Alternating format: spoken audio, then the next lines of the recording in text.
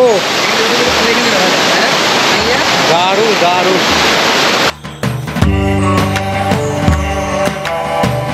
আর রাস্তাটা এতটা পরিমাণে খাড়াই যে বলার মতো না ভাই, বিশাল স্লিপ ভাই। ও সামনে লেখা রয়েছে welcome to Ayodhya hills Purulia. এখান থেকে কিন্তু 51 কিলোমিটার, মানে অযোধ্যা হিলস ঘুরে কিন্তু আবার পুরুলিয়া যেতে হবে। আর বোকারও হচ্ছে 95 কিলোমিটার্সের মতো। আর এদিকে ডিসিএল এর একটা সাবস্টেশন রয়েছে।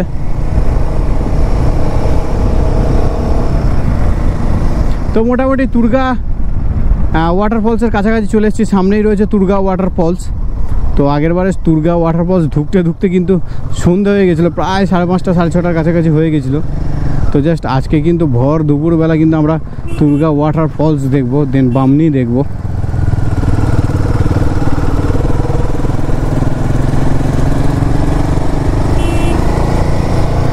সবকটাই বলতে গেলে কাছাকাছি, অযোধ্যা হিলসের কাছাকাছি এলে সবকটাই কিন্তু আপনারা ট্যুরিস্ট স্পটগুলো দেখে নিতে পারবেন। আর এখানে গাড়ি ভাড়া করতে পারেন, নিজেরা বাইক রাইড করতে পারেন। আমার মতে বলে বাইক রাইডটাই বেটার হবে। তার কারণ হচ্ছে বাইক রাইড করলে আপনি আপনার মনের মতো জাস্ট গুগল ম্যাপ খুলবেন, চলে যাবেন, এরকম একটা প্রসেস পেয়ে যাবেন। সবই কাছাকাছি, যেহেতু পরপর পড়বে, অসুবিধা হবে না। বাট গাড়ি হলে, গাড়ি ভাড়া করলে সব স্পট কিন্তু আপনার গাইড বা ড্রাইভার নাও দেখাতে পারে, এই হচ্ছে একটা প্রবলেম। বাট গাড়ি ভাড়া সেই একই রেট, 3.5 4.5 এরকম করে রেট রয়েছে।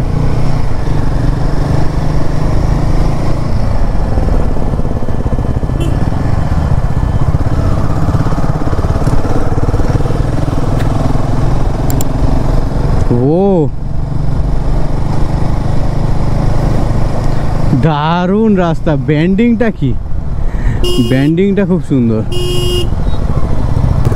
তো আমরা এখন রয়েছে একদম তুর্গা ওয়াটারফলসের একদম সামনে। দেখুন লেখা রয়েছে তুর্গা জলপ্রপাত। তো সেবারে তো সন্ধে হয়ে গিয়েছিল আসতে, আর আজকে কিন্তু ভুল হবে না। আজকে কিন্তু মোটামুটি আমরা তুর্গা ওয়াটারফলসের একদম কাছে চলে এসেছি। আর এইখানটা করে আমরা জাস্ট একটু গাড়ি রাখবো, পাহাড়ের ঢালে একটু সমান অংশেই রাখবো, একটু সমান অংশে রাখার চেষ্টা করব।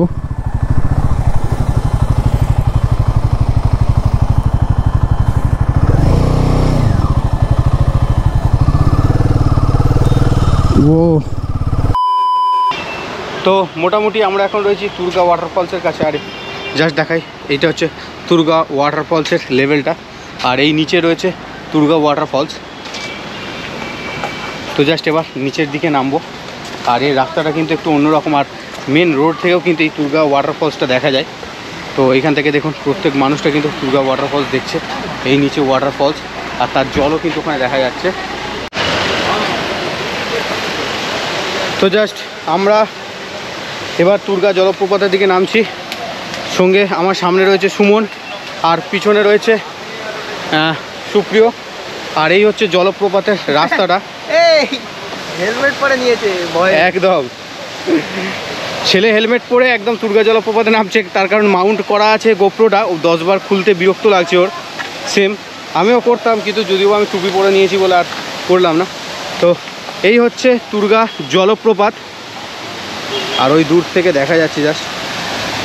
আর এগুলো কি মেবি অভ্র মার্বেল কি, কারণ চকচক করছে পুরোটা। আর রাস্তাটা এতটা পরিমাণে খাড়াই যে বলার মতো না। সাবধানে ভাই।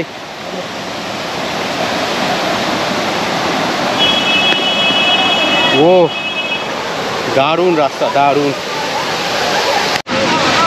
তো তো আমরা এখন তুর্গা জলপ্রপাতের সামনে চলে এসেছি। আর এই হচ্ছে তুর্গা জলপ্রপাত এটা। আর জাস্ট ভিউটা দেখুন এদিকে। ও ছোট জলপ্রপাত হলেও এই জলপ্রপাতের নাম রয়েছে প্রচুর, মানে লোকে দেখতে ভালোবাসে এই জলপ্রপাতটাকে। হ্যাঁ, এখানে স্নান করা যায়, তো জানিস না? এখানে কিন্তু স্নান করা যায়, বাট আমরা স্নান করবো না এখানটায়। তো জাস্ট আমরা একটু ওই দিকটা করে যাব, আর আপনাদেরকে পুরোটা দেখাবো। তো আমরা রয়েছি এখন একদম তুর্গা জলপ্রপাতের সামনে। আর আমরা মোটামুটি এখন জাস্ট আমার জিনিসপত্রগুলোকে রেখে দিলাম, আর এখানে জাস্ট জলপ্রপাতের এই যে ভাইবটা সেটা এনজয় করছি। তো আর ওখানে প্রচুর লোক আছে, নইলে ওখানে আমরা যেতাম এবং ওখানে গিয়ে ভিডিও শ্যুট করতাম, ফটোশ্যুট করতাম, বাট ওখানে প্রচুর লোক গ্যাদারিং করে আছে একসাথে।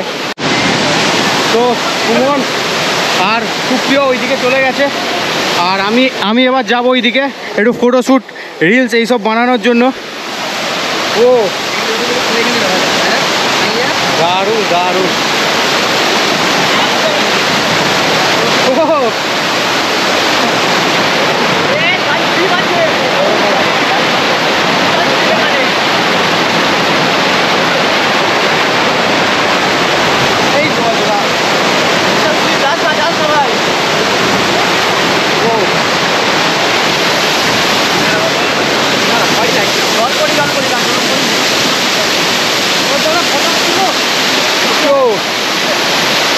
আমরা রয়েছি এখন জলপ্রপাতের একদম আগে।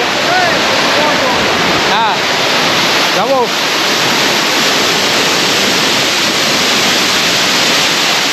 ভাই বিশাল স্লিপ ভাই, এখানে নামতে পারি ভাই, বিশাল স্লিপ ভাই।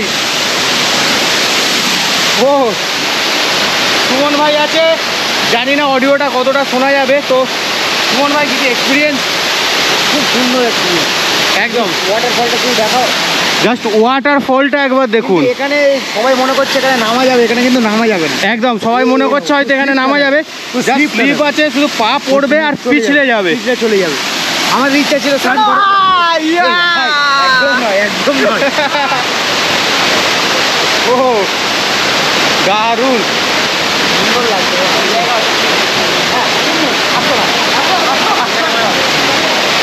স্লিপ আছে।